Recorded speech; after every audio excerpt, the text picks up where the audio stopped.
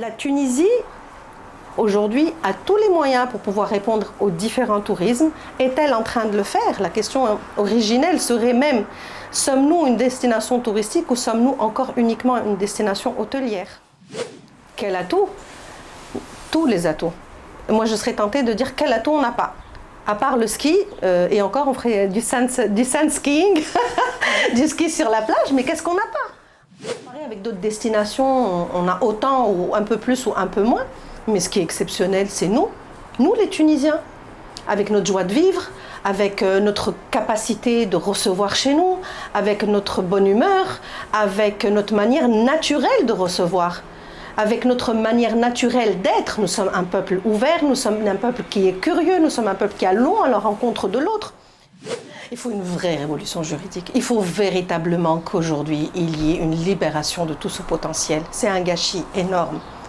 Donc, pour commencer par là, faire confiance, mettre des autorisations, contrôler en aval, mais laisser les gens travailler. Qu'est-ce qu'on a fait de nos écoles? Qu'est-ce qu'on a fait de l'exportation du savoir-faire tunisien? Aujourd'hui, l'Afrique s'ouvre au tourisme. En quelle mesure on est capable aussi là d'accompagner cette transformation de l'Afrique touristique? Là aussi, c'est encore une autre opportunité. Une pensée à une personne que j'aime beaucoup, qui nous a quittés, qui a dit on a passé 20 ans à construire des 5 étoiles pour les vendre au prix de 2 et 3 étoiles. Et donc, effectivement, à un moment, on a toujours, on a des hôtels fabuleux avec beaucoup de marbre, mais derrière, quid du service, quid de l'expérience, alors que dans d'autres destinations, c'est juste marcher pieds nus et c'est un chose forbidden, quoi. Monter en gamme, c'est faire monter tout un territoire en gamme. Parce que quand vous sortez d'un 5 étoiles, même si vous amenez le plus bel hôtel du monde et que vous sortez juste à l'entrée et que vous allez trouver soit des poubelles, soit des lumières qui ont cramé, soit des bancs qui sont cassés, soit un chauffard qui va presque vous renverser, soit un taxi qui va être sale et j'en passe, ou un restaurant où on va mal manger.